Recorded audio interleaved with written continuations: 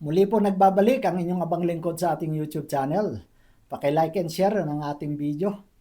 At pasubscribe na rin po doon sa hindi pa dyan nakasubscribe. Kanoli Vlog at pindutin ang notification bell nang sa ganun na-update kayo pag ako'y may bagong upload video.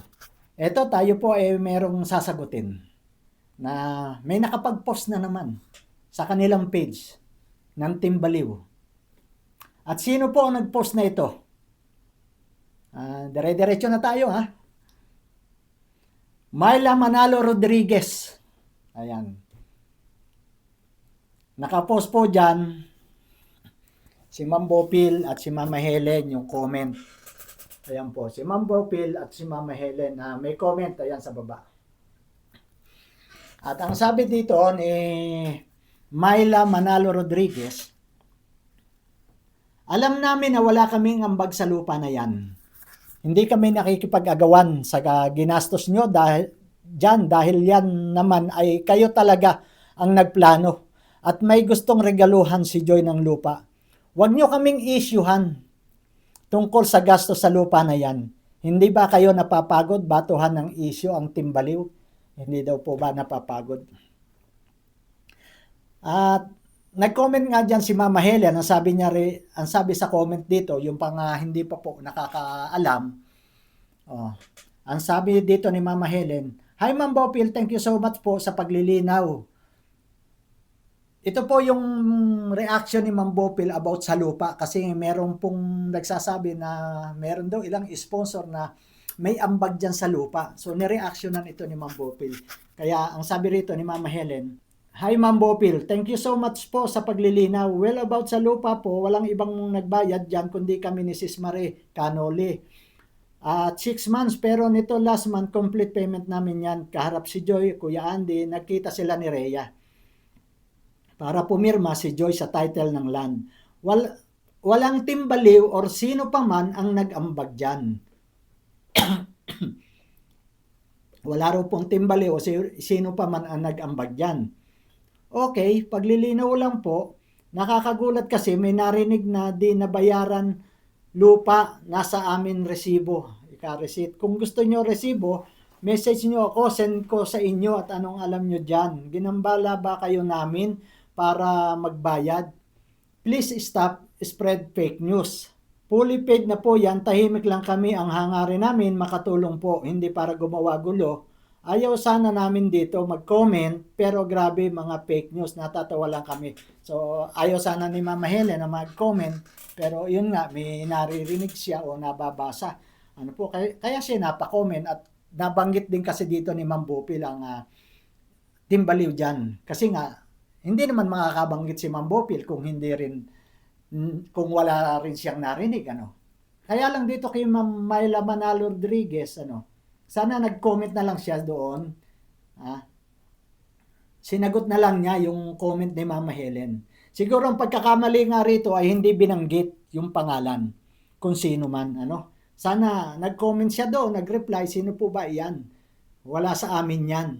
Ganon. Ang nangyari, pinost agad sa page ng Team Baliw. Alam nyo naman po mainit ang dalawang grupo. Bakit pinost agad sa page? Kaya ayan, pinagpiestahan na po. Pinagpiestahan naman. Ang sabi, magbasa lang po tayo ng mga comments dito sa pag-post na ito. Sabi ni Ma'am Ermalyn Villanueva, ba't lagi sa Team Baliw ang ako sa mention na name ng nagsabi para ang iba di madamay sa wala namang kinalaman dyan sa lupa na yan. Tama rin naman dapat nga naman ay na-mention na agad kung sino yun. Para hindi nadadama yung ibang walang kinalaman. So marami na po ang mga nag-comment niyan Sumagot itong nag-post na si Myla Manalo Rodriguez. Kaya nga sisi, anong malay ba natin sa lupa na yon, di ba? Sumagot tuloy si Mama Ermalyn. Kaya nga sis, lahat ng may sala, Team Baliw na. Mali naman ata yan. Maglabas muna sila ng resibo. Maglabas daw po muna sila ng resibo. Actually, yan po ay nireactionan ko rin hindi ko na lang po binanggit ang kanilang grupo at mainit nga gusto natin pahupain. Pero dito, na-trigger na naman tayo dahil sa pinost na ito, Hindi ko po binanggit yung Team Baliw, bagamat narinig ko ang Team Baliw na doon sa isang reactor na nagsabi dyan. Binabasa niya yung comment. May nag-comment kasi doon eh. Dito makikita natin, ang dami ng comment, ano? May mga talagang galit na galit eh. Tulad po nitong Donna Flower. Ang sabi niya rito, si Donna Flower. Mama Helen, alam po namin na kayo ni Tita Maria nagregalo ng lupa kay Joy dahil napanood naman yung birthday ni Joy. At wala kaming pakialam kung GCash man yan o hulugan. At wala din po sa amin na team baliw ang nag-claim na may ambag kami sa lupa na yan. Sa inyo ba napulot ang fake news na yan? At pinapatulan nyo. Team baliw lang kami pero matitino isip namin. Bago kami pumatol, alam namin legit ang news na pinatulan naman. At hindi fake, matuto kayo kumilatis.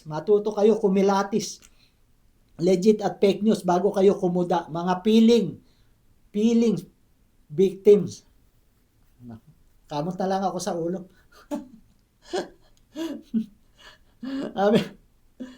sabi nung sumagot, ay may kampihan na talaga. Ang dami eh.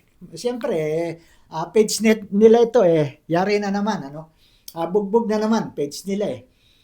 Sabi rito ni Maribel Duterte, oo nga, tama ka dyan, pabida-bida kasi sila eh.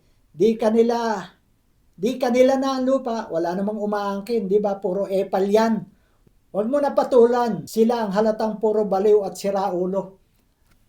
Yan, kaya di yan po lagi nagkakagulo, isang magpo-post, tapos papasukin ang mga grupo nila, magsasalita ng mga pabalang na tulad nito na si Maribel Duterte, mga pabalang ano po, nagsisimula sa isang post na yan, pwede naman doon na nireplyan na lang doon, ano. Sabi ni Soprano Bebe, diyan po nagbase si Ma'am Helen, kaya po nabanggit ang grupo ninyo. Pwede naman po siguro ipaliwanag ang side nyo sa maayos na paraan. Ayun, ito si Soprano Bebe, ito malawak na upang unawa eh. Pwede nyo nga namang ipaliwanag, pwede nyo sabihin na, ay hindi po namin, wala po sa amin yan, hindi po kami yan.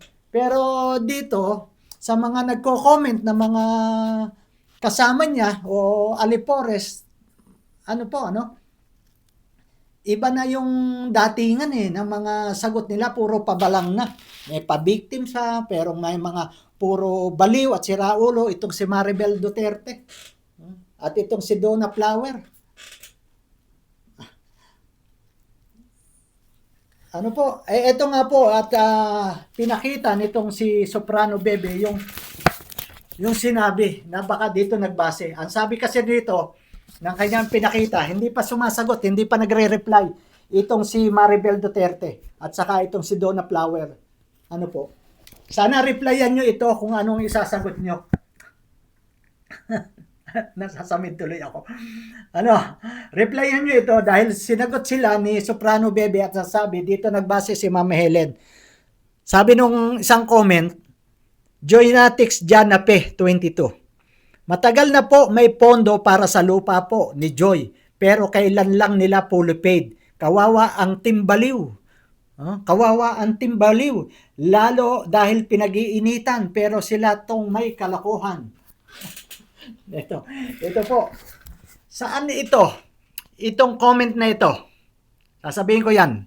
Total po si Ma'am Ermalyn Villanueva ay naghahanap po ng ebidensya, resibo at ganon din. Itong si Mukhamon Isaac, at ilan dito, no? Ipakikita ko po sa inyo. Ito po yung sinasabi ko sa inyo na video clip, nakarating po sa akin. At ito ay nireaksyonan ni Maestro 21 TV. At saan po nakuha ni Maestro 21 TV? Itong nireaksyonan niyang ito. Ito, panoorin niyo pong mabuti. Kaya dito po kami nagbase. At hindi ko na nga kayo binanggit para iwas gulo na lang. Ang sinabi ko na lang, isang grupo.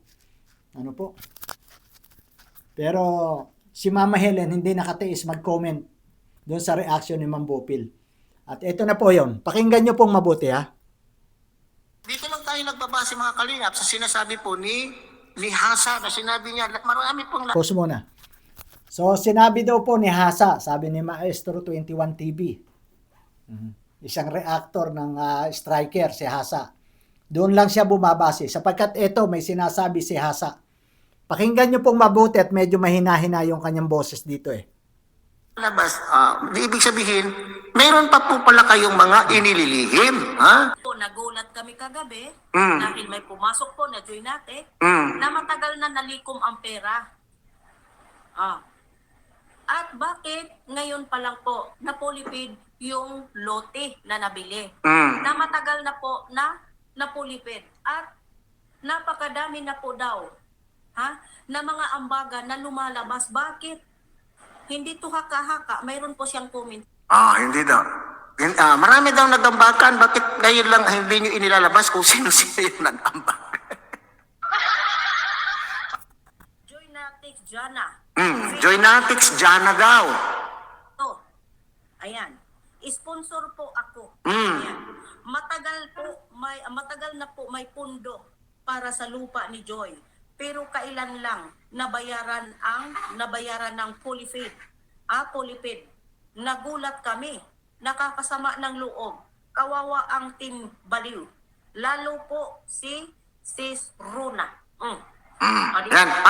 Parati ko nakikitang Ayan po, narinig nyo. Ulitin natin. Kawawa po ang Timbaliw, lalo na si Sis Rona. Ulitin natin. Kawawa ang Team Baliw. Lalo po si Sis Rona. Yan. Ayan po. Kaya dito kami nagbase. Dito nagbase si Mama Helen. Sa reaction ni Hasa at tapos may mga nagko-comment doon at sinabi na sila ay sponsor na may ambag sa lupa. May pondo. At bakit daw ngayon lang nabayaran? At ang sinabi roon, siya si Hana o Jana. Kawawa raw si Sis Rona. Ulitin natin. Matagal na po may pundo para sa lupa ni Joy. Pero kailan lang nabayaran ng Polyfed. Polyfed. Nagulat kami. Nakakasama ng loob. Kawawa ang Team Baliw. Lalo po si Sis Rona. Yan. Di ba? Kawawa ang Team Baliw. Lalo na po si Sis Rona. At ang nagsabi na ito ay siya raw ay sponsor. Actually, hindi ko gaano yung pinatulan. Hindi ko na nga binanggit. Ano po, ang pangalan ni Rona nung ako gumawa na reaction at pati pangalan ng grupo ng Team Baliw. Hindi ko na po. Pero si Mama Helen hindi po nakatiis ng pag-comment. Ngayon, ipinost mo Myla Rodriguez, kaya sasagot ako. Sasagot ako sa iyo. Dito po kami nagbase. Malinaw po sa sinabi nung una na si Hasa, sabi ni Maestro 21 TV. At malinaw din po sana siguro sa inyo. Pero ngayon, naghahanap kayo ng resibo. Ito po yun. Sinabi niya rito. Nireaction na ni Maestro 21 TV. At magpapaalam na po. God bless po sa inyong lahat.